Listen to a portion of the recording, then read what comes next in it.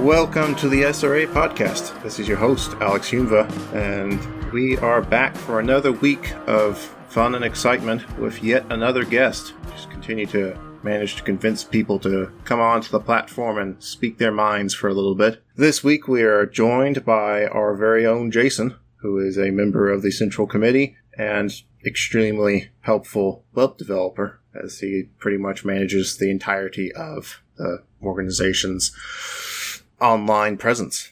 How are you doing today? Good. Thanks for having me. Anytime. So, we're going to talk about the organization for just a second. It's been a couple episodes since I've given an update on what's going on. Fun and excitement, as always. The merchandise store has been operational for, I believe, 2 weeks now. It's been doing well. People are placing orders for their merchandise. We have things like stickers, patches, buttons, anything to show off your leftist sympathies. We also have some updates as far as chapters are concerned. Multiple chapters have joined in the last month. We've got stuff everywhere from Florida, with multiple chapters popping up in Florida, some new chapters in Texas, a new chapter in Alabama, some new New England chapters like New York City and the tri-state area. So there's tons of new social media accounts to go follow, and if you're somebody in those areas, definitely check them out on Twitter. If you search SRA, last time I did that on Twitter, it pops up most of them, so it's a pretty good list of things to choose from.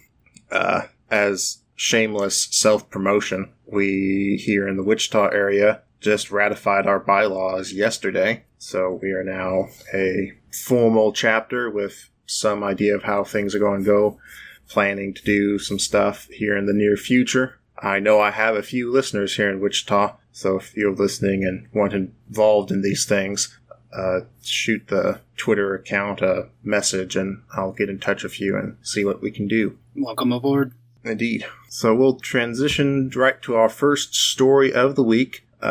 We're kind of doing some follow-up with 3D printed guns. This continues to be in the news. Recently, Cody Wilson, the creator of DeathCAD and subject of the current federal lawsuit about it, has begun publishing his G-code for the 3D printed gun files, such as the Liberator, in paper format, so you can buy a book of the G-code.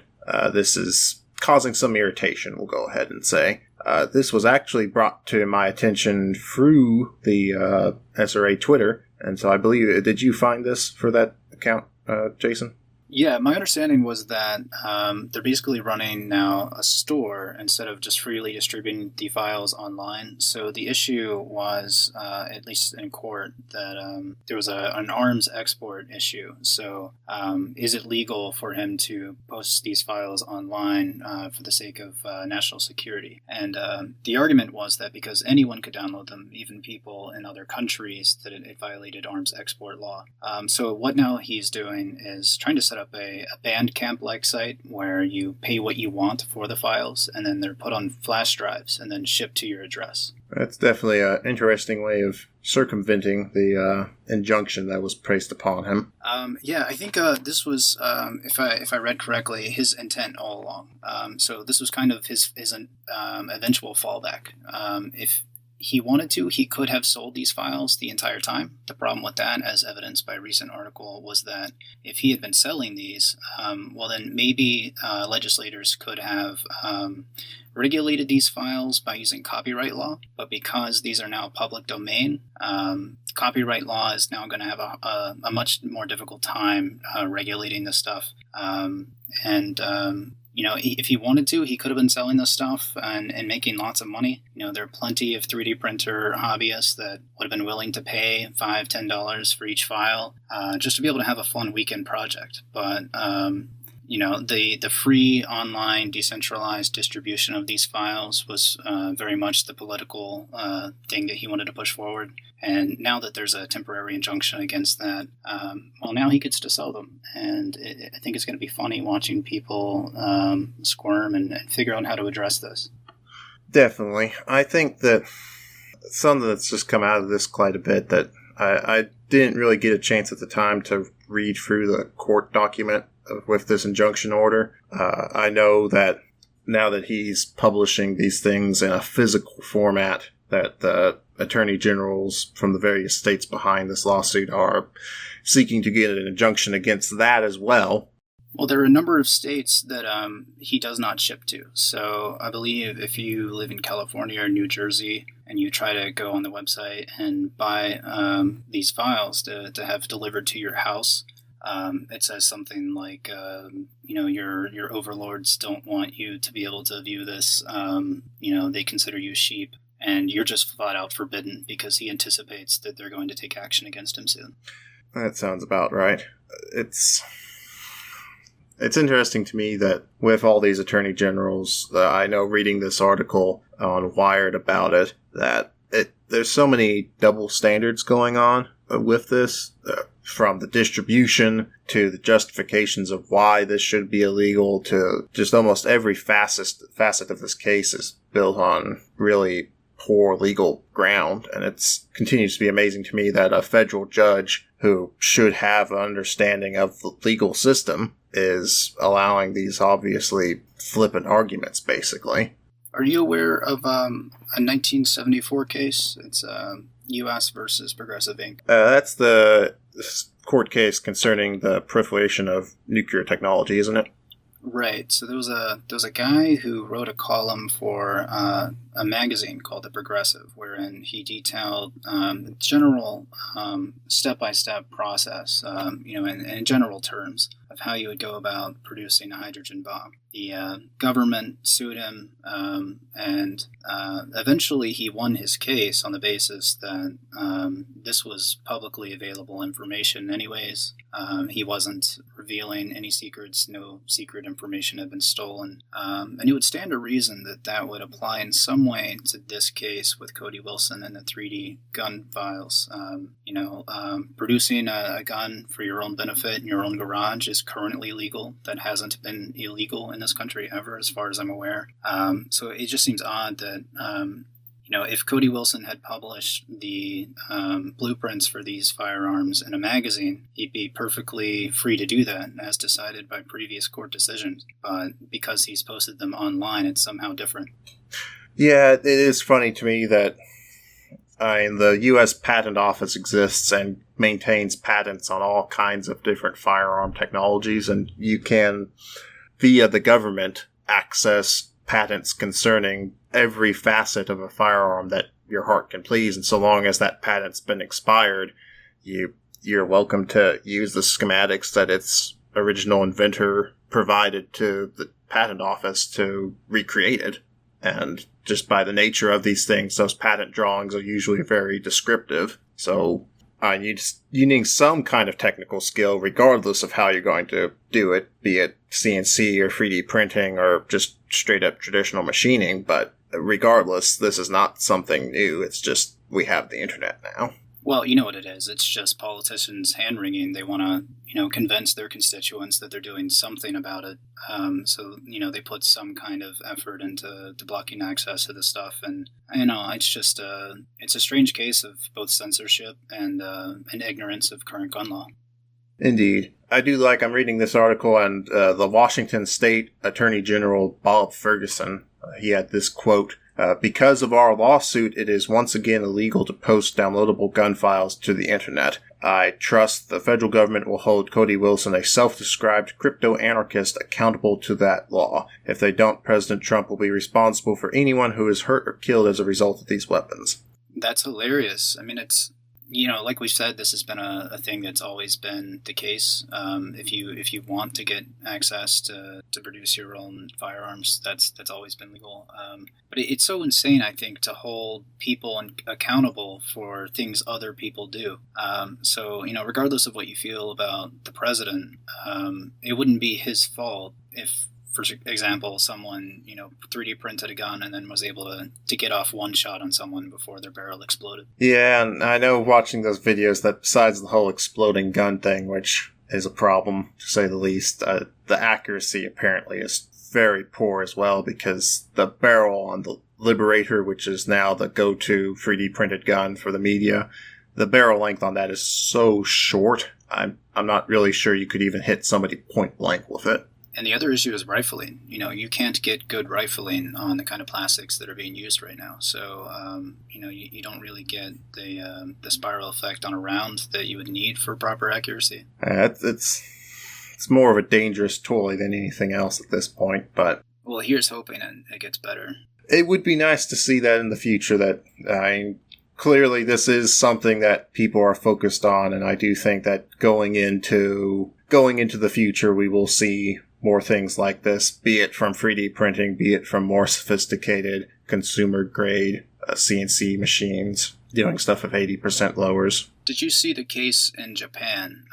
The only arrest that's been made, as far as I'm aware, about anyone being in possession of a 3D printed firearm was this guy in Japan. He printed off like 9 or 10 of them, just different varieties, and he was so certain that they were not a dangerous thing to possess that when he was arrested, he was kind of confused about it. He was quoted in the article I was reading as saying something to the effect of, well, I guess if the police here consider them guns, then I guess they're guns, and I'll have to face the consequences for that. But he was just so flabbergasted at the whole situation, and it's just funny that the only case where anyone's been arrested for this is a country that has severely strict gun laws.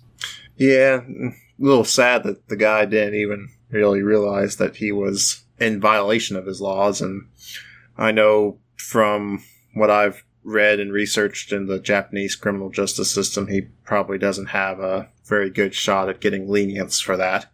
But yeah, it was a big press situation. They displayed the guns out, put a big sign up, and the photos of the dangerous weapons were spread all over the news. Indeed. It says here, this is kind of a final point, apparently the sale of these blueprints from Wilson's website is good in 30 states. There are 20 states that are currently banning it. I did find that quote that you were talking about, the exact verbiage that he uses. I just had it here. Here we go. If you attempt to purchase from one of the 20 states where it is not allowed, you'll get the following error message, 451, oops, you're behind the blue wall. Your masters say you can't be trusted with this information. Sorry, little lamb. So I assume the 451 is a reference to Fahrenheit 451. Yeah, well, it's also, coming as a web developer here, a few years back, there was a push to get another error code. So, when you go to a website and the page isn't there, it says 404, error, there's no page found here. Or if there's a programming error in the page, you might get a 500 server error. Well, now there actually is a legitimate 451 error code, and it's only put up in cases of censorship. Okay. Very interesting. So, I guess we'll keep an eye on what this is going to be doing into the future. I'm sure this is going to become unfortunately, it does look like it's going to become a big Democratic talking point. These states in question are predominantly Democratic states and have significant political presence from the party pushing this anti-gun rhetoric and scaring people. Add 3D printed guns to our bingo cards for the next presidential debates? I would definitely recommend putting that on there because if it comes down to a battle between Elizabeth Warren and Trump, I guarantee that gun control is going to be a massive topic. Oh, for sure. Which we'll get into the particulars of that here in a little bit on the ironies of the situation. But sliding into a story about more fear, uncertainty, and doubt, we have an article that was also posted to the SRA Twitter account about NPR.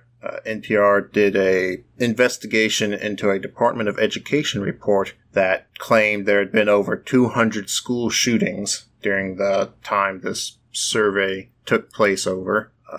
It says 2015-2016 school year was the time that this survey took place in. The report said at least 240 schools reported at least one incident involving a school-relating shooting. NPR claims, and I don't have a reason to doubt them, but they claim they have reached out to every school listed in this survey/report from the Department of Education and found that over 2/3 of these reported incidents never actually happened, which is disturbing. Well, there was a clerical error on at least a few of them. So apparently they had a line in their reporting for knives or gun incident. And a lot of the knife incidents, so people who had pocket knives, were put under the gun incident issue. So later, when the government was asking if they had any of these cases, the secretary would open the book and, well, there it was,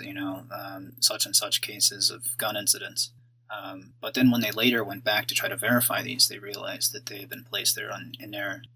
Which is interesting to me that it's that there's that labeling in the first place that knife and gun incidents are grouped together when obviously, well, both can be very tragic. I think that somebody showing up to school with a knife, and especially in some states, you can have a pretty small knife and still get into serious trouble. The social climate is a bit different here. So, when someone pulls a knife in England, for example, it's a much bigger deal because there's a bigger, or I guess different implication.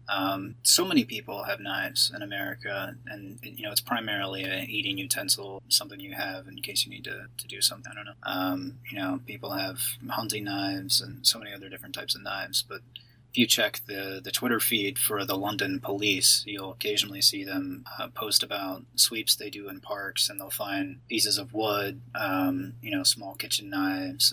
There was one time they even took a photo of a bicycle wheel, and they tweeted out very proudly and said that they had completed a successful weapon sweep. It was quite humorous. But yeah, the implication that the knives should be on the same playing field as guns, at least in the United States, I think is ridiculous. Definitely. I think as going through this study, it looks like NPR said that 59 of the cases that they investigated couldn't be confirmed or disconfirmed, but only 11 were independently confirmed after going through things like that of if it's a clerical error or if there had just been a miscategorization or if it just straight up never happened and somehow found its way onto the books. So how many were there reported? So there was 11 that were definitely confirmed that happened between 2015 and 2016. How many were there total claimed by the initial report? It says nearly 240. Wow, so that's like a huge disparity. Yes, I'm doing the math right now. That's 4.5% being correct. So that's a 95.5% error rate. Wow. So, yeah. I don't really know, especially in this climate, especially in the climate we are in concerning guns and concerning school shootings, having a report come out like this and having such a sheer level of misinformation in there, because of course, a lot of the media, having its intrinsic biases, aren't going to maybe do what NPR has done here, where saying, wow, 240 sounds like a big number, maybe we should investigate that, and then coming to find out, oh, wait, most of these are just nothing at all. And it shows when things like this happen, something the NPR article mentions, and I think it's something maybe we don't look at enough, is that there is such a climate of fear out in general society that they literally make bulletproof backpacks now, and there are companies that are profiting off of this hysteria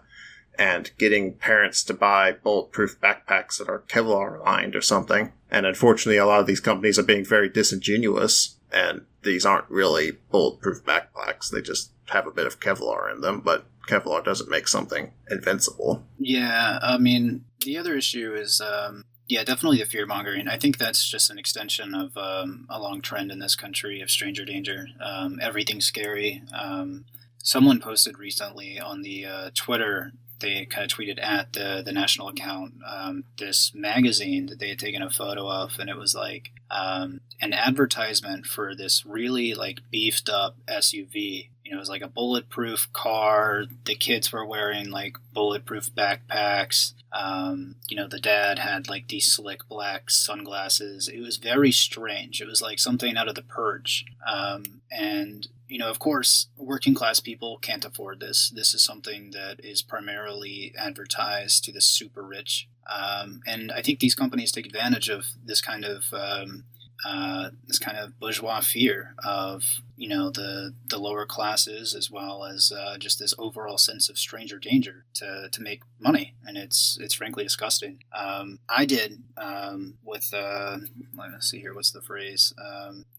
Full disclosure, I did buy a bulletproof insert that went in my backpack. Not because I felt I needed it, but it was like $35 and it was normally selling for like $80. So I was like, yeah, sure, why not? But this isn't something I think people should be taking seriously. Yeah, and it's worth noting as well that as this fear rises, a lot of the effects are not being felt in wealthier, more affluent areas, even though we just don't see these things don't happen in what people would derisively call the ghetto. These things don't happen in poor regions as a general rule of thumb. These things usually happen in you working class neighborhoods, but maybe neighborhoods that are more affluent, better, well off, quote unquote, middle class. But instead of seeing things happening there, the knock-on effects are schools in poor neighborhoods and really working poor neighborhoods see an increased militarization and an increased police presence in their schools, which just further exasperates this idea of the school-to-prison pipeline that we have, unfortunately, getting set up in America. Oh, definitely. Metal detectors, armed cops patrolling hallways. It's really insane. And then you've got the other aspect on the other side of things. People living in McMansions behind gates that are also guarded by armed guards. There seems to be a growing stratification of...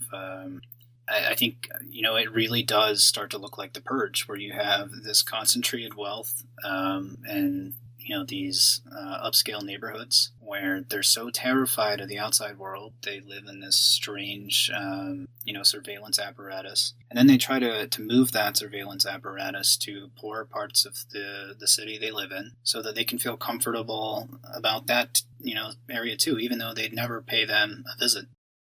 Yeah, I think that it's always interesting to me when the United Kingdom comes up in these conversations that that's essentially a country that has gone full in on this concept of surveillance, and the sheer amount of surveillance that the United Kingdom does now, it's truly astonishing, and the amount of power that their government has invested in itself to use the data that they collect on a regular basis. I mean, it's literally the case that the Food and Health, their version of the Food and Health Administration, can literally ask for your internet log. They can go to your ISP in the United Kingdom and say, just some random bureaucrat at some random government agency. The list is truly astonishing. And I think this is the end result of this line of thinking, that we demand greater safety, and this demand always comes at the cost of the working class. Yeah, there seems to be, I don't know, when I was little, I felt like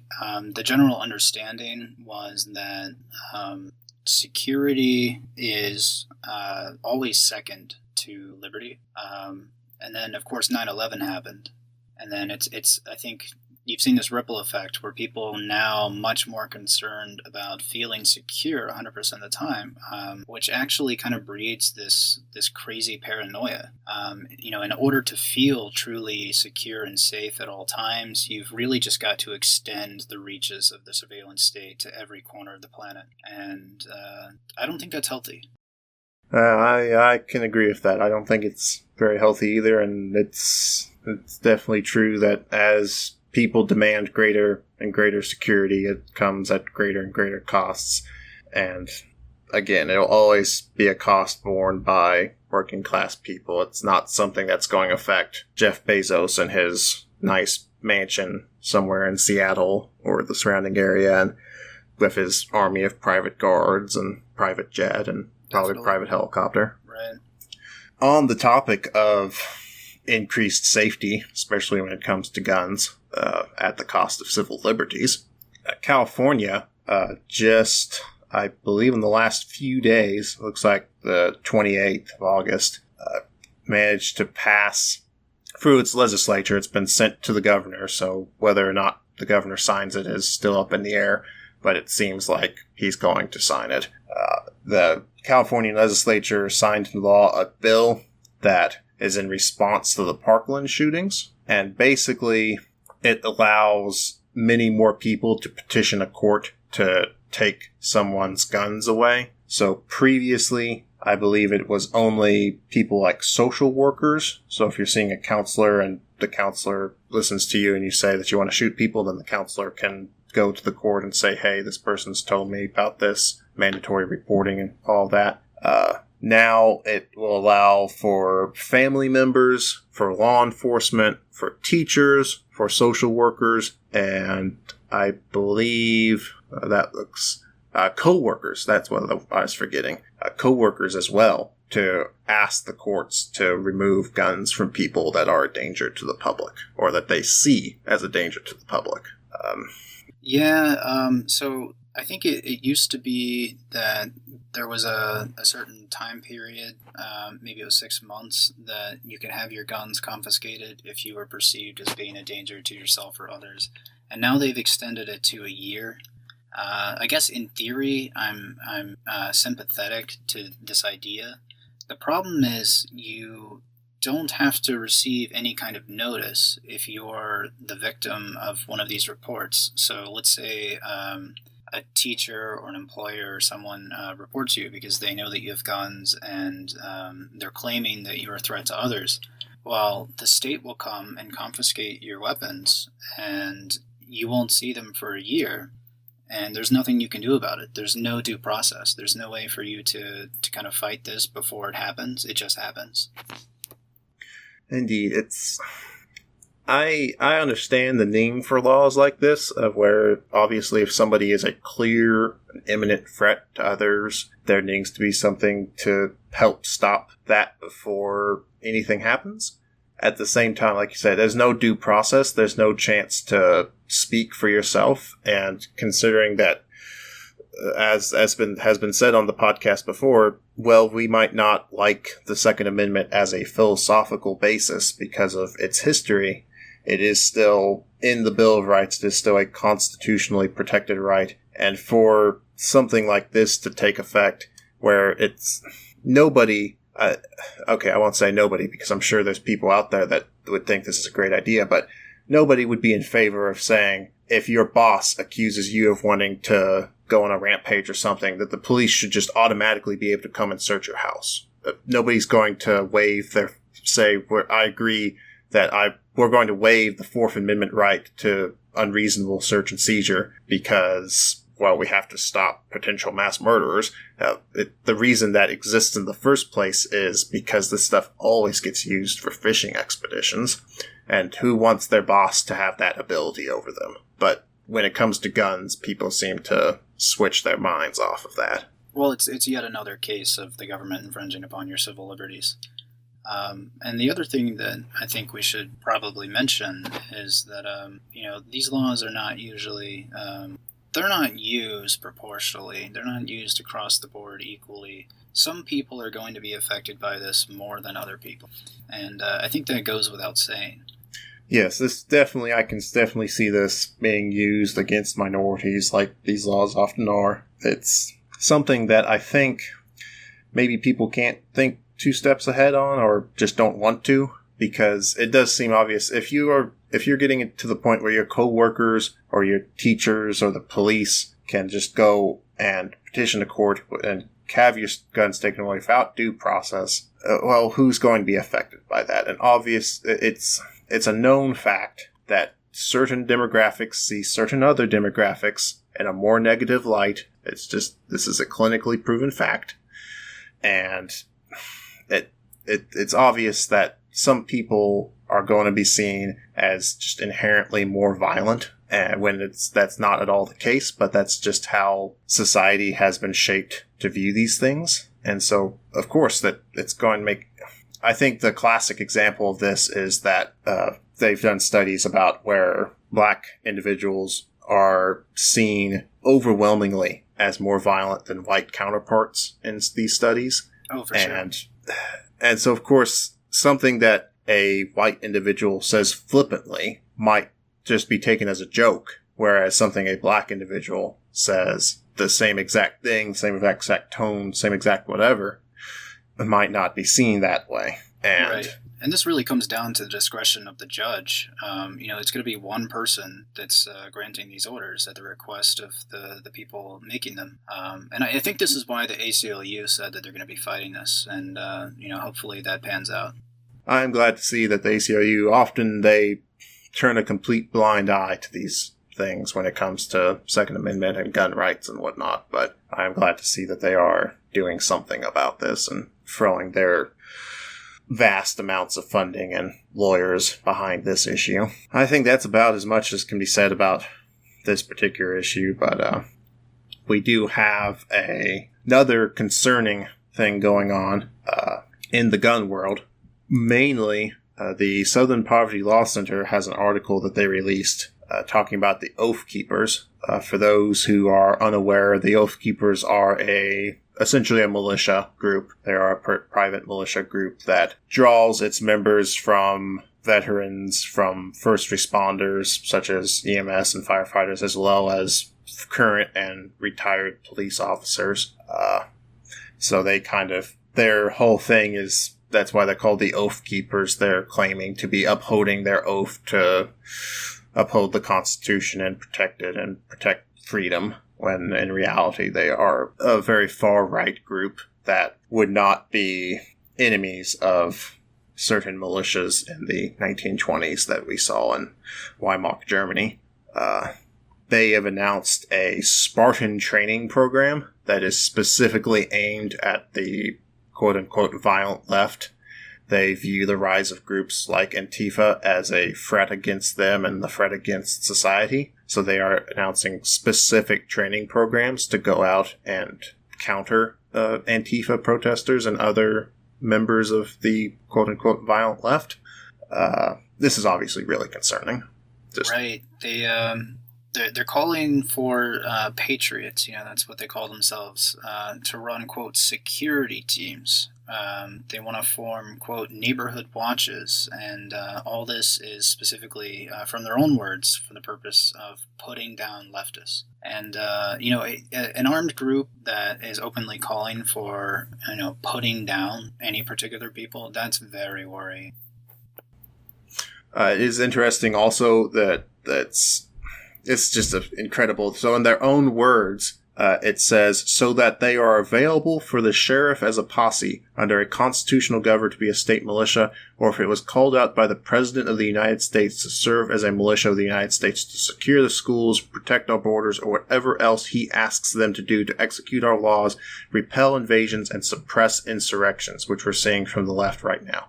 First of all, I just wanted it out there on the record. It is absolutely terrifying. And I just wanted out on the record that they would have never said this under the last president. Can you imagine any of these guys saying we'll do whatever the president wants us to do under the last president?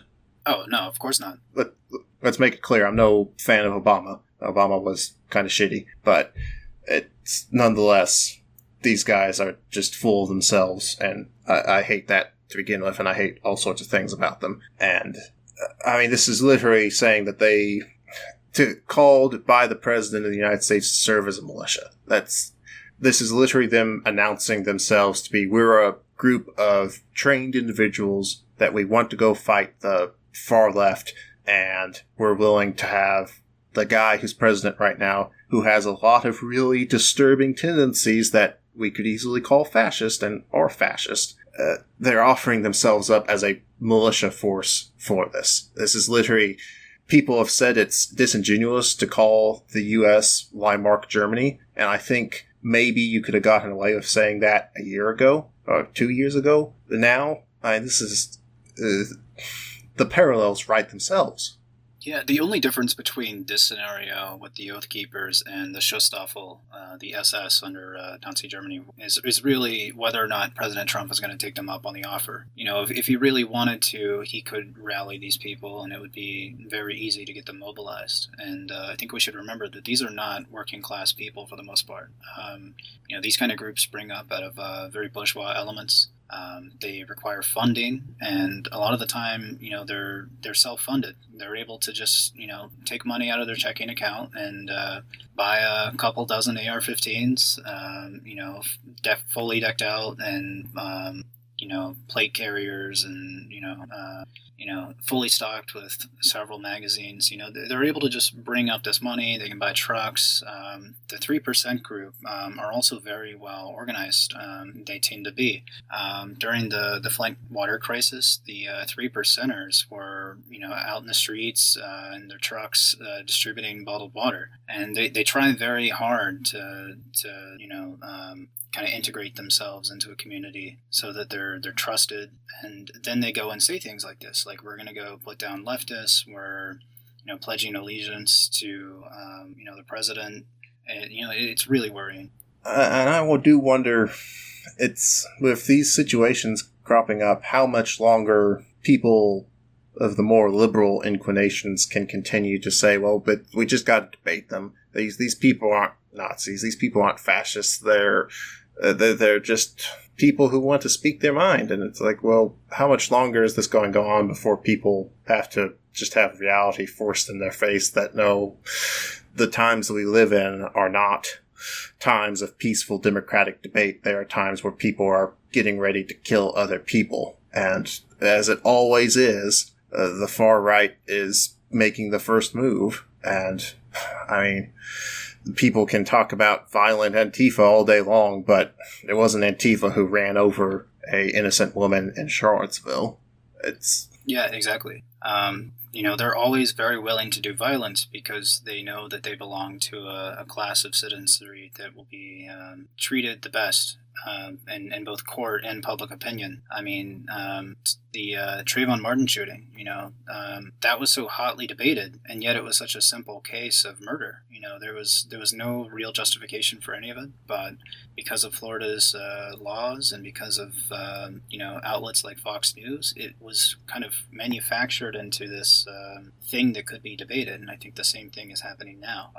People are saying that both sides are at fault. Maybe both sides should reconsider things. After the Charlottesville rally, President Trump said that there were some bad apples on both sides, but the people who organized the rally, the Unite the Right group, the far right, they were very good people, or something to that effect. I do think it's very worrying.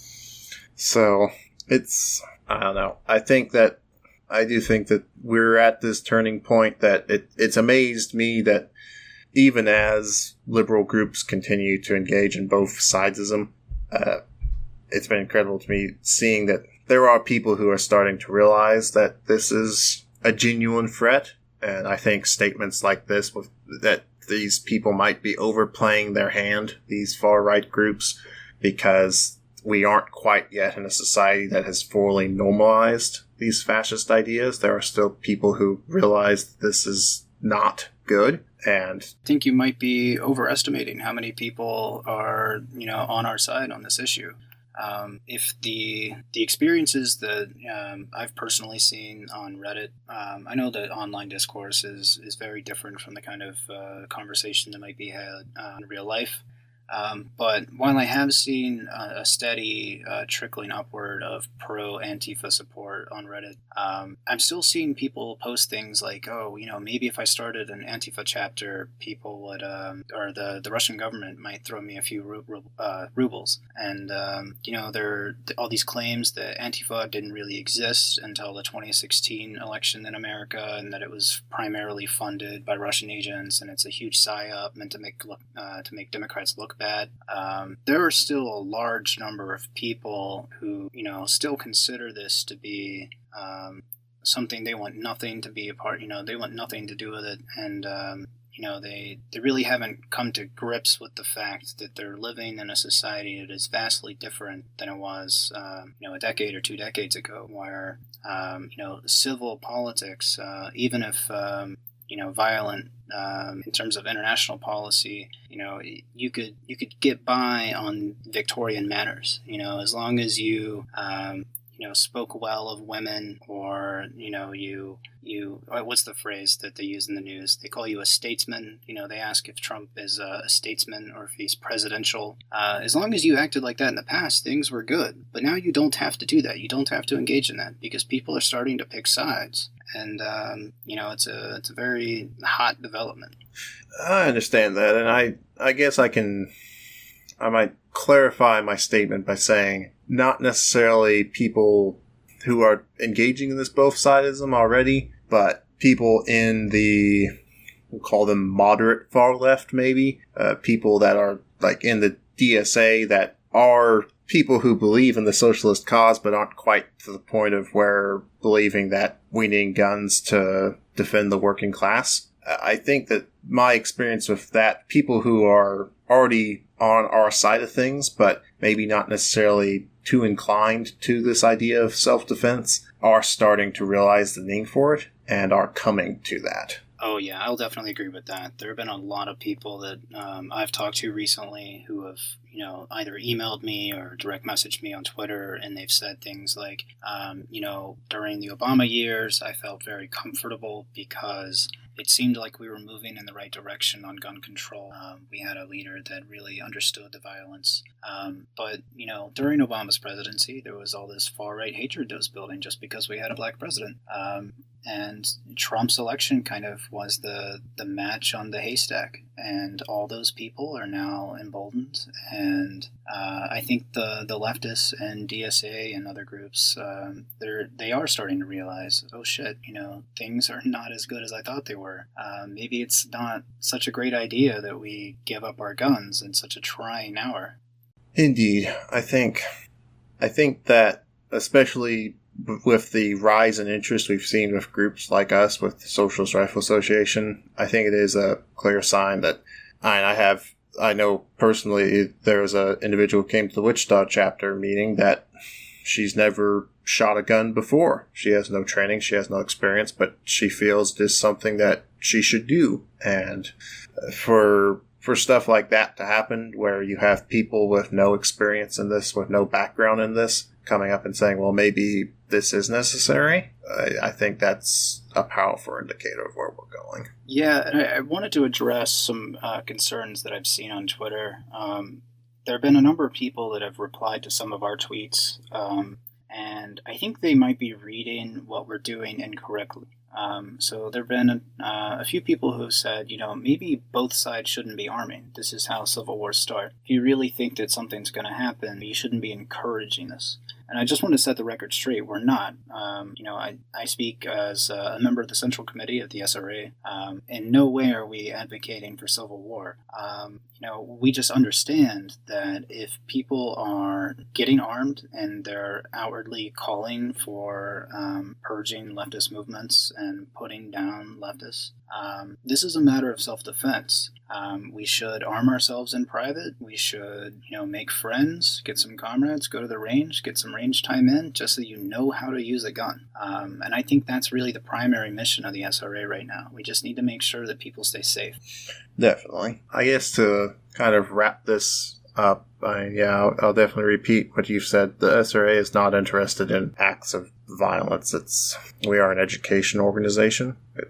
We're here to make sure people are well informed, and we want to make sure people are well informed, and we want to make sure that people have the right to the means to defend themselves. And that's something that I think is a disingenuous argument from people who are arguing, saying, well, maybe you shouldn't encourage people to get armed at a time like this. It's an argument that would never be used against something like the NRA, which has existed for over 100 years, which has existed as an education organization, more recently as a more political organization. And nobody's going to be going out and saying, well, the NRA is actively claiming or actively trying to start a civil war because they want Americans to be armed. There are definitely far-right individuals who do want a civil war. Alex Jones predicts a civil war every year, but that's part of just how he gets his ad revenue. But it's an argument that liberals will make against the left because it's something new. I think that's a problem that people have issues with new things, novel things. It's a novelty in America to see the left advocating for gun rights, and so that new things just automatically are scary. That's just... Yeah, and I mean, there's also a deep level of propaganda that's been spewed at the left, the Cold War onward. When people hear of Alex Jones, for example, like you said, predicting civil war, some reaches of their mind if they're thinking, okay, this guy really can't sell his prepper food meals unless he says this kind of stuff. But when a socialist says, it looks like this particular right-wing group is preparing to do violence against leftists, people hear that and they think that, something else is going on. They think, oh, this is a call to warfare. And it's a very strange thing that's happening psychologically. Yeah, I think I definitely agree with that. In the topic of self-defense and why people might want the means to defend themselves, there's a story coming out of Florida that there's been, according to this, in Jacksonville, Florida, so I guess not the entire state, but just in Jacksonville, Florida, 4 transgender women have been shot this year. 3 of them have been fatally shot. And so this has kind of spurred a discussion about the role of the police and why the police aren't keeping people safe. And I think reading through this is just, the police are trying to play this off as, well, they're not being killed because they're transgender, they're being killed because they're in the sex work industry, which that's not an excuse, but that they're trying to play it off as one. Well, it's not even causal, right? So, there may be an element of risk associated with being a sex worker, but this story is only a story because specific kinds of people are being killed.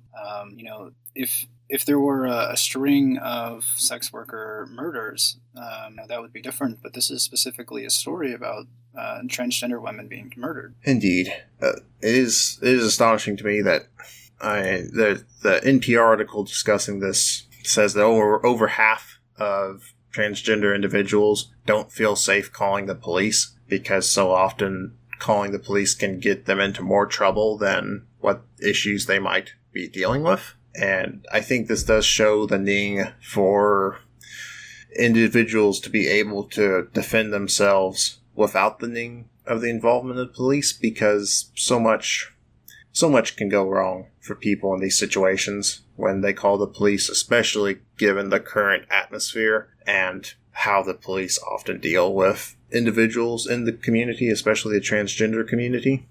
Maybe it's worth mentioning, definitely join the SRA, but, we're not the only ones that are doing firearms education in this field. There's an organization called the Pink Pistols. I've been told that they're not as left-leaning politically. So if you're listening to this and you're not a leftist, but, we still want you to be safe, consider reaching out to your local Pink Pistols group. Maybe give them a shot. If you are a leftist, definitely join the SRA. That's never been, we're very open. We want everyone to feel welcome. Definitely. And I also believe for other organizations, there's trigger warning as well. I'm not sure how many chapters they have, but I do know trigger warning is active in a couple places. Oh, that's right. There's a Trigger Warning Atlanta group that does a lot of range days with the North Georgia chapter of the Socialist Rifle Association, and they're real good people. So there's definitely opportunities if you feel you are an at-risk individual. There's definitely opportunities to learn education on this, not only just in skills training, but also learning about the laws about this. That's one of my big goals, is making sure that we have education about the legal structure in particular places. That's more of a chapter thing because laws vary so much based on where you are, but it's definitely, I think everyone can agree that this story is also, I think, an opportunity to discuss, what we mean by self-defense. So a lot of times when you hear cases of people using their gun in self-defense, many times if you just read the article, it's really an issue about private property rights. Someone felt like they might get robbed, so they shot the person. And personally, I don't feel like unless you feel like there's a threat to your life that you should ever take another person's life. We're not an organization promoting the use of, lethal violence against someone simply because they might rob you. Personal property is, whatever it is that you own, it's never worth taking another person's life. But in cases like this, where you have a string of people being murdered, this is the perfect opportunity, I think, within the scope of the SRA's mission to, arm people for self-defense. I've heard a story, I actually forget where I heard this, but there was a situation where a gay couple were kissing in a car, and there was a bigot that was kind of like walking by. They were, to be fair, they were in a public location, but still in the privacy of their own car. And apparently there was a guy walking outside the car, and he saw them, and he actually killed one or both, I can't remember, but this is a situation that has to be remedied. We can't just accept that this is going to be something that continues. We've got to make sure that something's done about this. Definitely, and I think there's a bit more nuance to when there's situations involving personal property. And I mean, definitely if somebody breaks into your house in the middle of the night, you don't know what their intent is, and I can't blame somebody for wanting to protect themselves in that instance. But even when I took my CCW class, the instructor said for something like your car, I know it's a meme at this point that Texas lets you shoot people if they're taking your car, and Kansas is kind of similar, not quite as all out there as Texas, but the CCW instructor just straight up said, if somebody's taking my truck, I'm going to toss them my keys and say, thanks, you have at it, because it's not worth shooting somebody over a truck. It's not worth shooting somebody over private property. It's self-defense is when you fear for your life, and when somebody gives you a reason to fear for your life. If they're going to take your car, that's somebody's livelihood for sure, but there's ways to recover from that. I personally would never shoot somebody for taking my car. I'm pretty sure the insurance money would be better anyways, but... Well, yeah, beyond the moral aspect of the situation, there's also the legal situation. So, even if you use a firearm in self-defense, there's still a chance that you get sued or you get brought up on charges, and it'll be up to your attorney to defend you in court on this matter. You'll have to prove that you used your weapon in self-defense and that it wasn't just a murder. We've seen cases where white men have kind of been let off the hook, but if you're not a white man in this country, it's likely that you're going to be charged with murder even if you use your weapon in self-defense. So, you really got to think about, is it worth pulling the trigger? And in the case of, something just being stolen from you, 9 times out of 10, no, it's not going to be worth it. Definitely. So, to reiterate, there's all kinds of organizations. If you feel you're a person who is at risk of being victimized or is being victimized and you don't feel safe, there's a lot of organizations. There's us at the SRA. There's Trigger Warning. There's the Pink Pistols. There's a lot of different groups out there that will help you get to where you need to be and educate you on what you need to know. Kind of transitioning out of the firearms section of this podcast and into general news. Actually kind of rare that we've had so many gun stories in the same week, but we have a few other things that are on the agenda as well. First, just a return of a regular character on this podcast, the good old elongated muskrat. He has his triumphant return. I won't linger too much on this because at this point it's self-parody. But Elon Musk has, for those who are not aware, when there was a sports team trapped in a cave, they were trapped in a cave in Thailand. There was a very dedicated effort to save them, and they were eventually saved. It was a very courageous rescue. I believe one of the rescues actually died doing that, but everyone from the team got out safely.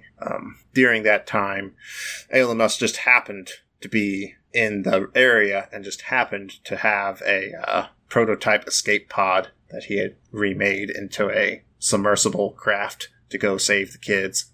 And the rescue team said, thanks, but no thanks. We'll handle this. So he got very upset. On Twitter, he called one of the individuals involved a pedophile. That obviously didn't go down very well. He's actually currently being sued by some shareholders because that had an effect on Tesla's stock price. So he's got himself into some trouble over that. Basically, they're suing to say that he can't tweet things anymore because he's having such a negative effect on the business. Clearly, he is not dissuaded by threat of legal action, though, because he has gotten back on Twitter. I guess the individual involved, who Elon Musk called a pedophile, he consulted with his legal team and decided there's nothing at this time to be super concerned about. And so Musk has now said, well, if you aren't going to pursue legal challenges, why are you not going to pursue legal action? Then I guess you're just accepting the fact that you're a pedophile. Yeah, I thought that argument was hilarious. If you don't have the time, money, or otherwise resources to sue, that means you're guilty of whatever someone accused you of, even if it's completely baseless and without merit. Someone could just make something up about you, but according to Elon Musk, if you don't sue him for saying it about you, then you're obviously guilty. Yeah, so I'll just leave that there for the readers to appreciate, or the listeners to appreciate, and just a recurring segment at this point, Elon Musk making a fool of himself. This is truly late-stage capitalism, as we have individuals like this running around. He has so much money. Like, what is he doing on Twitter? I think last I checked, he has $70 million in assets. So he's pretty loaded. He could be doing better things with his time, especially since he just recently got on some late-night talk show to talk about how hard his life is because he works 80 hours a week. And he's invested so much of himself into the company. And it's like, well, I actually cut this segment from an earlier podcast when I was talking about it because I didn't feel like I expressed myself well enough. But Elon Musk, just on sheer interest alone of his assets, is making boatloads of money. And so Elon Musk, yeah, he's working 80 hours a week. That takes a toll on anyone. But guess what? His engineers are doing the exact same thing. In fact, he demands the same of his engineers because that's what he's doing. So he holds everyone to his standard. And 80-hour work week is not healthy. It does very serious things to your mind and your body. And the difference is that his engineers are going to go home to their apartment in Seattle or Silicon Valley or wherever, where their apartment costs $3,000 a month to rent. And they're putting a huge portion of their salary just to live in a place. Well, meanwhile, Elon Musk gets to go home and is literally earning money by doing nothing. That's just how interest works for him. Right. His life might be hard, but he doesn't have to be doing anything. I mean, if he really wanted to, he could put the company in other person's hands and just, retire early. His SpaceX company is doing phenomenally. Tesla's, on the rocks. Maybe that'll, go bankrupt later. But SpaceX is doing wonderfully, and, they're just raking it in from all these government contracts. I mean, if he feels like he's having too much of a workload, he could just go home. Like, maybe that's a testament to his work ethic, but I mean, if I had that much money, I'd be taking way more vacations. I wouldn't be starting petty fights on Twitter. I think Twitter is so beneath someone who has that much money, right? Like, it's a weird kind of engagement with the world around him. Yeah, transitioning away from the never-ending sob story that is Elon Musk's life to California once again. California has passed some net neutrality laws. It is the strongest net neutrality law in the nation, which is not saying much, seeing as not many other states have done anything with it. Basically, this is to force the government's hand. So, as some may or may not know, Ajit Pai, chairman of the FCC, has rolled back net neutrality provisions. This is basically saying the ISP can't set up slow lanes and fast lanes. All websites have to have the same prioritization. So for instance, Netflix can't come in and say, I want Netflix to go faster. Here's a pile of money. Or as it was it wasn't Netflix coming in and asking for that, but rather the ISPs coming in and saying, you're taking up so much of our bandwidth, please pay us extra money, or we're going to start slowing you down. So that was at the federal level. Now it's been rolled back. So now there's efforts in places like California and Washington state to institute state level laws. And because these states are so heavily populous, it kind of forces ISPs at the national level to act. This has also kind of been set up to force a confrontation with the federal government and force a confrontation in the courts as to whether or not this is going to be a thing. Well, I guess the federal government has the right to regulate interstate commerce, so I guess that would apply to the internet. It seems like there would be a conflict there between state and federal law, especially for companies that operate in other states. But I'm sure that they could just adjust their policy for the state of California. That already happens in so many other ways as far as like food packaging goes, gun laws. But it's interesting that there is a lot of states kind of stepping up where the federal government is lacking since Trump has taken office. This is in parallel with the Paris Climate Agreement. There have been a bunch of states that have stepped up and said that despite the fact that the federal government won't be adhering to the Paris Climate Agreement, even after we initially were in it, well, now these states will. They've, said that they're fully committed to, doing these things despite the fact that the federal government won't. So, hopefully this works out for the citizens of California, and hopefully more states will step up. There was a number of issues with Ajit Pai, the guy who's running the FCC. It looks like that was a bunch of corruption. I think there needs to be an investigation into what actually happened there. Looks like the voice of the public, which was largely in favor of upholding net neutrality, was completely disregarded. So, I guess this is a development we'll have to keep our eyes on. Definitely. And I mean, it does affect everyone that if you have a fast lane, there will be a slow lane. And we've already kind of begun to see this with ISP policies promoting one service over the other. And not only does that stifle innovation, not only does that mean that startups are going to have a harder time of getting these things going, it has knock-on effects for us that these ISPs want extra money, even though they're charging to have people go over there to be a common carrier. They're not charging based on the fact that you're using a particular service. They're charging on the fact that you're using their cables, and there's a certain amount of strain on the cables that come from usage. So it doesn't matter if your bits you're downloading are coming from Netflix or they're coming from Disney streaming service. It's the same wear and tear. Yeah, like physically, materially, there's no reason to not have net neutrality because it's not like, one site's services cause any particular damage that some other sites won't. What I think is interesting is prior to the net neutrality decision that was made, which got rid of it, companies were doing interesting things. So T-Mobile, for example, created a program called Binge On. And basically, if you're a T-Mobile customer and you're on one of their postpaid plans, you can watch like Hulu, YouTube, Netflix. You can watch all these streaming services, and it doesn't count against your data. So let's say you've only got like 5 gigabits of data per month. You can watch streaming video, and that doesn't count against your plan. So this was incredibly, people really wanted to get on this plan. It was a very attractive offer. But the thing about that is that it was in violation of net neutrality, which was established at the time. People didn't see it as a bad thing, though, right?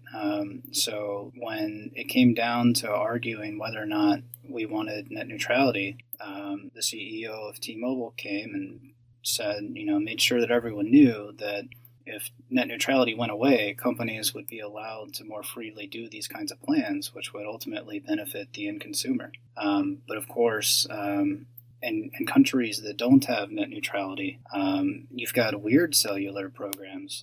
So, you've got to pay a certain price to be able to go to Wikipedia and Twitter and Google and Bing, and then you pay a different price if you want, like a social media package, like, you want Twitter, Facebook, Reddit, you've got to pay a different price. There's like an educational package where you can use, educational resource websites. And they've kind of turned what should be a free and open internet into like a cable package. You can get these channels or you can get these, and it's more if you want this. And that's probably what we're going to be looking at here in the U.S. pretty soon. Yeah, very unfortunate that that's how things are going, and hopefully there are actions taken to reverse this, but I'm not holding my breath in the current political environment, unfortunately. But just as that happens, just as the FCC prepares for a legal battle with California over the supremacy of the federal government to enact these mandates, Trump and other Republican politicians have kind of started to poke at the big mega corporation that is Google, namely in the fact that Trump is upset that when you search about him on Google, you get a lot of negative feedback. So he feels that Google is being unfair because its search analytics keep bringing up bad things about him. And I guess his argument is that it doesn't bring bad things up about other people. This just sounds like Luganpresse to me, claiming that, there's this institutional bias against you. This is the same thing that Hitler pulled. And if I'm going to make a direct comparison, I do think Trump has a lot of fascist tendencies, and this is one of them. If you can convince your followers that there is a concerted effort to undermine you in every possible aspect, well, then they're far more likely to go along with what you say because they feel like, they're the victim, they're the underdog. I think this was a strategic decision on his part. Yeah, definitely. It's definitely interesting that he's been not only attacking the quote-unquote mainstream news media, but also now things like this. And the search analytics behind Google are very complicated because it's decades now of code built on top of code built on top of code. And kind of what I've focused on in my computer science education is this idea of databases and searching through databases, and kind of now getting into more the neural network type stuff where you have machines learning from people's preferences. And I think this is the first thing somebody will notice when they search for stuff on Google is, unless you've been very diligent to keep Google from knowing your personal information, and that's very hard in today's modern age where everything links back to Google in some way or another, you're going to get results tailored to you. And so, and even just when researching for this show, I have to make sure I have my VPN on. I have to make sure I'm in private browsing so that it's not being contaminated by the fact that I search for particular stuff frequently, and it's going to shape around what I want to see. And so you do see this, that obviously somebody who's searching for stuff and reading stuff that's more anti-Trump is going to get a lot more anti-Trump stuff versus somebody who is looking for pro-Trump stuff.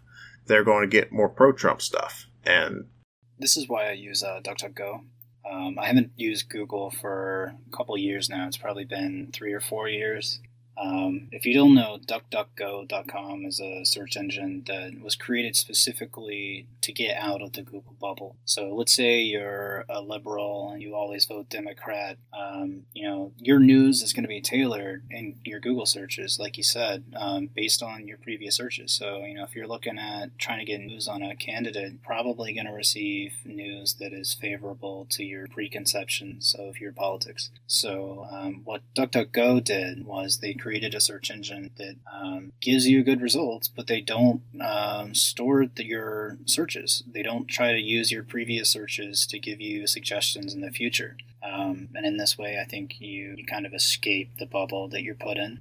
Definitely. It is interesting to me, though, that the solutions proposed to this, there's been Republican senators, there's been Trump himself, there's been all kinds of different right-wing politicians that have talked about this bias against them. And it's fascinating to me to see. Sorry, has there been any kind of legislative suggestion? Like, should we force Google to... There is so in the Senate, I was reading a story that the Senate so this is tied into the Russia stuff, that the Senate has brought in all these representatives from all these Silicon Valley companies. So they've brought in Apple, they brought in Facebook, they brought in Twitter, they brought in Google. Any tech company of any relevance, they've brought in and interrogated them about this stuff. And Google is also currently in hearings with the FTC about their monopoly. And so basically, this is interesting coming at this time because Trump has a lot of ability to exercise his executive authority to push things in particular departments and administrations. And so, especially with the FTC's been reviewing Google for a while now over possible antitrust law violations. And there's the implicit threat when it comes from these high-ranking senators or from the president himself that if Google doesn't start playing by their rules, then they can make life very difficult for Google as a company. And Google is not looking for that right now because they just received a truly massive slapdown in the European Union. The European Union fined them in the order of billions upon billions of dollars. They really made fines that are going to stick to Google's bottom line. And with the European market being what it is right now, with I believe it's the GPR or something like that. We all got emails about that where companies now have to, basically companies have to tell you how they're using your information, and there's further restrictions on how they're using your information. With that massive market, this is one of the reasons why Google has also started to become more amiable with China after previously famously saying they're not going to work with China anymore.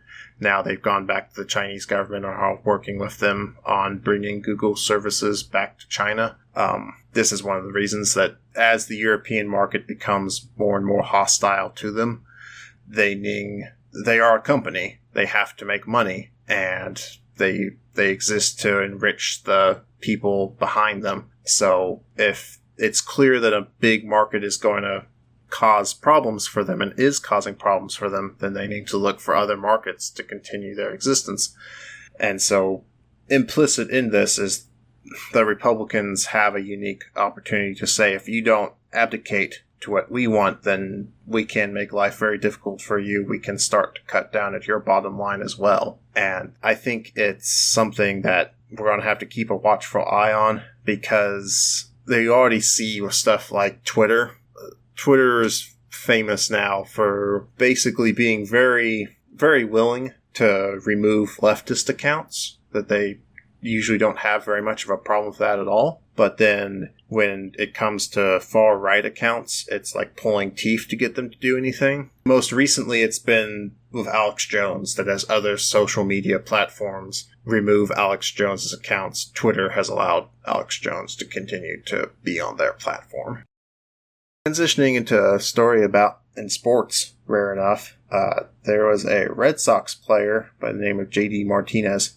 He posted a picture up on his social media accounts, basically saying Hitler's first action. He posted a quote saying, "You have to disarm the populace before you can take over," which is very interesting because that's true, but that's also the sign.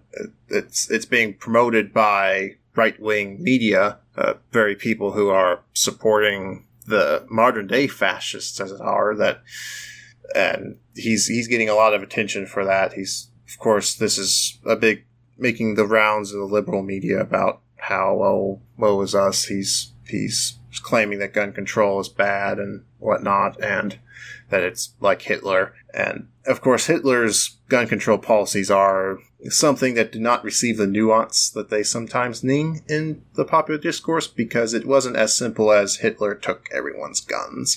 Right. So the exact quote that he posted is, "To conquer a nation, first disarm its citizens," and he attributes it to Adolf Hitler. Someone noted in this article that Hitler never actually said this, but I wanted to talk about the reality of this a little bit. When the Treaty of Versailles was signed, Germany had to disarm. It was totally illegal for all German citizens to possess firearms. But then in 1928, they kind of undid some of that. They kind of made the gun laws a little less severe. They relaxed the laws a little bit, but they kind of implemented this really strict licensing. So you could own a gun now, but you had to have a license to like own or sell firearms or manufacture firearms or produce ammunition. And you had to get a renewal on that license every single year. So it was still, very, still pretty hard to get a gun because you had to first apply for the permit, then get approved, and then you had to renew it every year, and then it was possible that you couldn't renew it because of some violation or some sort. But then when the Nazis took over, the first real gun changes, or the changes to gun law that they made in 1938 was basically they kept the old system of the permits, but then they expanded them a bit. So instead of having to renew them every single year, you had to renew them every 3 years, and then they made it way easier to get ammunition. And then they also implemented a bunch of exemptions. So you didn't even need to get a permit if you already had a hunting permit, if you were a government worker, or if you were a party member. If you were a Nazi party member, you didn't even have to get a permit. And then even government workers who weren't in the Nazi party didn't have to get a permit. And then in keeping with the creation of the Hitler Youth, they lowered the legal age at which you could purchase a firearm from 20 to 18. But then on top of all of that, they banned one specific group from having anything to do with firearms, and that was the Jews. So, a lot of these right-wingers who claim that the first thing you do when you want to take over a country is disarm people, they're completely wrong. The first thing you do is you make sure as many of your kind have guns as possible, and then you try your best to restrict one particular group from having guns. And that's how it always is. Very true. And yes, as you said, the people obviously had guns in Nazi Germany, and obviously in the lead up to it and afterwards, the Nazi government very much relied on paramilitary and militia groups to enforce their ideology. Obviously, the Nazis were not interested in taking away guns from people who were supporting them, and many of the party members had guns and used them to great effect during the clashes before and after the Nazi government was set up. And you're going to see the same thing, I think, with the Three Percenters and the Oathkeepers and so many of these other far-right militias. We've talked about this endlessly on both their website and social media platforms, but when right-wingers were really tested on gun rights, when the Black Panthers were doing their armed patrols to keep their neighborhood safe, it was Ronald Reagan, the king of the right wing, the conservative, God everyone upholds as being this kind of like perfect role model for conservatives going forward. He signed into law as governor of California a bill that prevented open carry of arms. So, this kind of thing is to be expected. We're going to see specific groups of people who are going to be protected and they're going to be allowed to have arms. And then there are going to be other people that the state is very suspicious of and, has, institutional reasons to keep them down. They're going to confiscate those guns. They're going to make it very hard for those people to have guns. Definitely. Calling back to those individuals, the Oath Keepers and the Three Percenters and whatnot, it's very likely that if we do see gun legislation come down from Congress, it's with the current political environment and the current administration, I would not be surprised to see if there is some kind of exemption carved out that, like the Oath Keepers are from first responders, so people like firefighters and EMS and police officers and veterans. That's the group they're trying to recruit, the groups that they're trying to recruit, and I would not be surprised at all if there's an exemption carved out for groups like that, of saying, oh, well, you get to have a gun if you're such and such. And we already see this with the Law Enforcement Officer Safety Act, that the reserve officers and retired police officers get to circumvent a lot of concealed carry laws in the United States by their status. And this is used by the rich to great effect. The Koch brothers, Wichita residents, they have a whole agreement with a town in New Mexico that they send their security officers, their security guards, to this town in New Mexico to become reserve police officers. And then that grants them protections under LEOSA that allow them to conceal carry pretty much anywhere and act as private guards for the Koch brothers. And this allows them to get around states like New York City, or New York City's not a state, but places like New York City or Hawaii, where it's notoriously difficult to impossible to get a concealed carry license without forking up a lot of money. But instead of paying to these states, the Koch brothers have found a much more profitable deal and just paying off a little town in New Mexico to let their guys become reserve officers, and they get all these benefits and privileges. And I would not be surprised at all to see legislation come down that essentially enshrines this further and says these certain people get these exemptions carved out in them for the law. That's fascinating. That is really fascinating.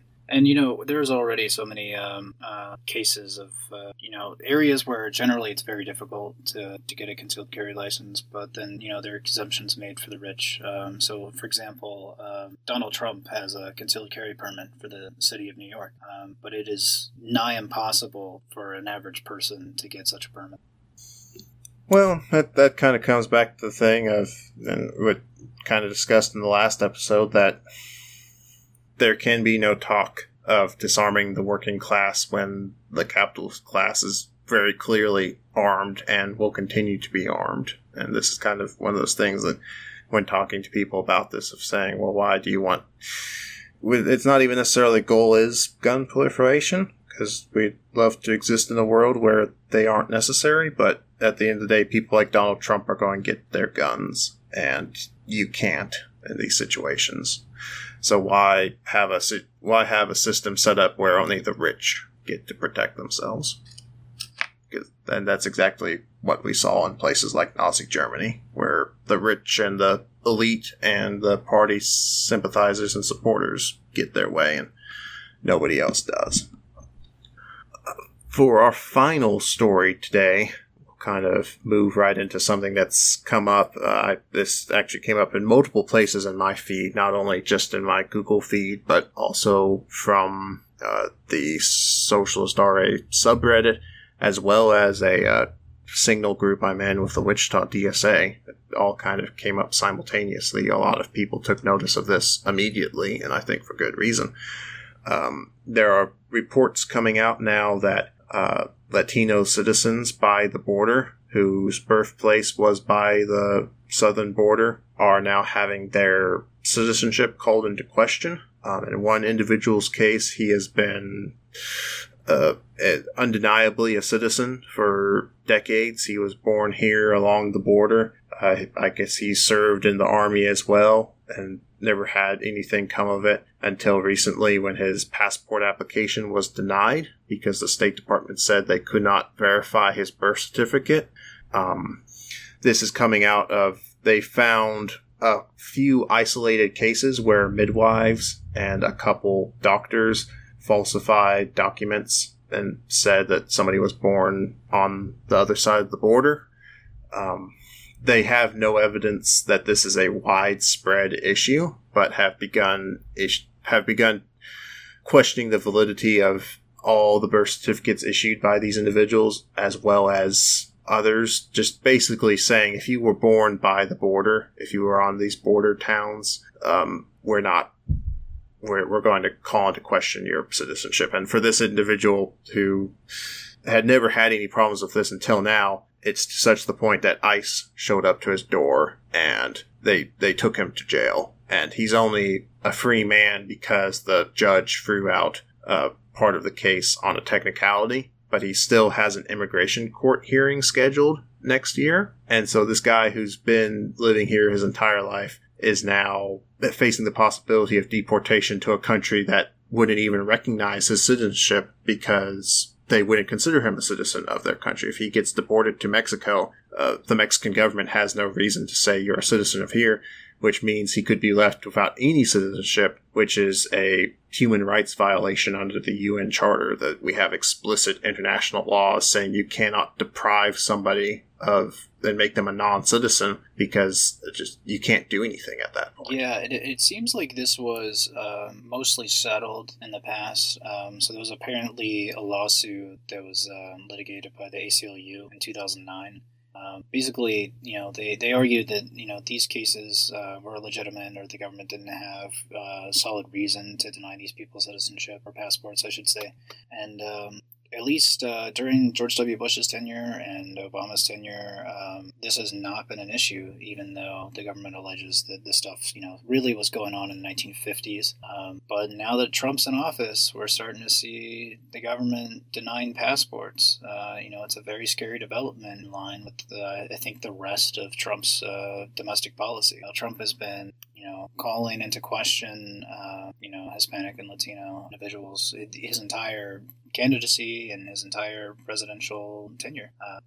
This really is just another stone in the fascist wall that Trump's trying to build along the border. And I think it's telling as well that we don't see this being brought up on the Canadian border, even though I'm positive that there are cases where somebody might, for one reason or the other, want American citizenship or Canadian citizenship for their child, and there's a person there to officiate one way or the other. I'm positive that has happened, and yet we don't see, the State Department is not calling into question whether or not people living along the Canadian border are really Americans or not. Oh, definitely. Yeah, make no mistake, this is definitely a race-based issue. Basically, and yes, as you said, the ACLU had a lawsuit about this, and it should have been a settled issue. That the things these people are being subjected to is just ridiculous. I know, reading this article from Vox, officials investigating this matter are asking stupid questions like, do you remember when you were born? And it's like, what? How do you answer that question? Wow. Like, do I literally remember the moment of my conception, or do I remember my birthday? I can tell you my birthday because I know my birthday, but I can't remember the moment of my conception, if that's what you're asking. Yeah.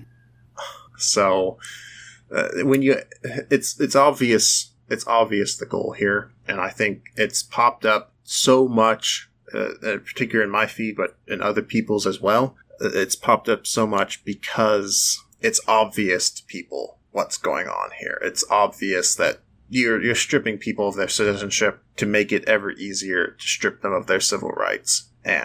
But of course, there will be people who will try to defend this on legal grounds. They'll say, well, the government has these suspicions. Does the government not have the right to, investigate what's going on? And, as you said, everyone knows what's going on. Those who are willing to kind of play devil's advocate here, we know where they stand. So, as far as things to do for this, I think making sure people know about it, because it is just such an obvious, blatant thing that it's very hard for somebody who isn't just completely won over by this to begin with to be able to say, well, why shouldn't they be able to do this? I think it's obvious to most people that there's a very clear agenda here. And so bringing this up, bringing this to public attention, making sure that this isn't normalized, that's a really important factor. And just in general, making sure that this does not become standard practice. I think that is the most harmful thing about this, is we cannot allow this to be standard practice, to be something where people just wake up in the morning and this is just how the world is. Because the moment it becomes normalized, the moment people stop thinking about it as something outrageous, that's truly when the battle is lost, because it'll be so much harder to convince people again that it is outrageous. Yeah, I agree completely. Well, we've talked about quite a bit today. We've had quite the full episode. It's been good discussing these topics, and I think the listeners are. There definitely seems to be great support for these longer form episodes. These episodes of guests are definitely longer than when I'm just talking with myself, but it's taken to great effect and great popularity. People seem to be liking it so far, so I definitely appreciate you coming on to the podcast to speak your mind and help me fill the airspace. Well, it's been great. Thanks for having me. I forgot to do this last time. It was just in the show notes, but if listeners want to reach out to you and contact you for further thoughts on your on issues, where is the best place for them to reach you? Primarily Twitter. I'm on Twitter all the time. My Twitter handle is Absinthol. It's ABSINTHOL. You'll find me there. I'm on Twitter just 24/7. Excellent. Well, with that, we'll go ahead and draw this to a close. So, to the listeners, seize the means of production.